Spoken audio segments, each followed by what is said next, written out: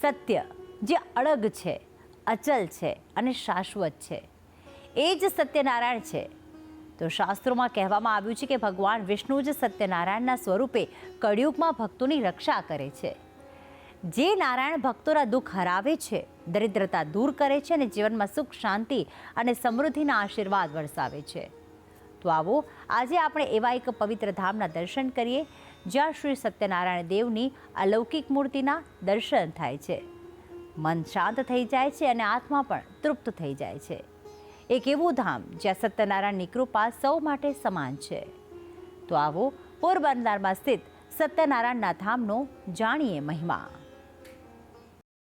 કળિયુગના આ સમયમાં એકમાત્ર નારાયણ જ સત્ય છે. સત્યને જ નારાયણના રૂપમાં પૂજવામાં આવે છે. શ્રી સત્યનારાયણ એ સાક્ષાત ભગવાન વિષ્ણુનો જ એક અવતાર છે.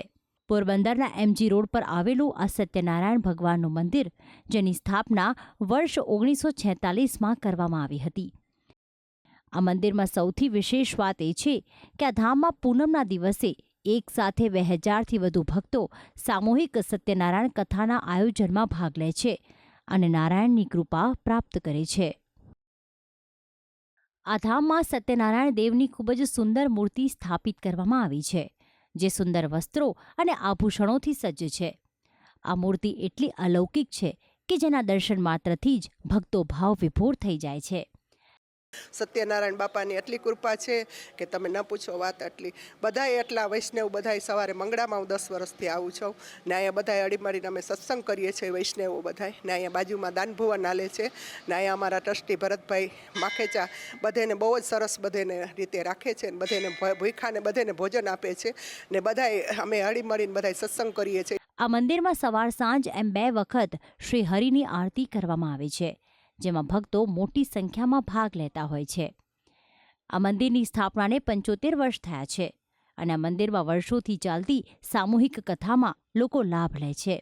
આમ તો સામાન્ય રીતે કોઈ માણસ ઘરે સત્યનારાયણની કથા કરે તો 2000થી 2500 રૂપિયાનો સામાન્ય રીતે ખર્ચ થતો હોય છે અને સાથે સત્યનારાયણને પ્રિય એવો રવાનો શીરો પણ પ્રસાદી સ્વરૂપે બનાવવો પડે છે.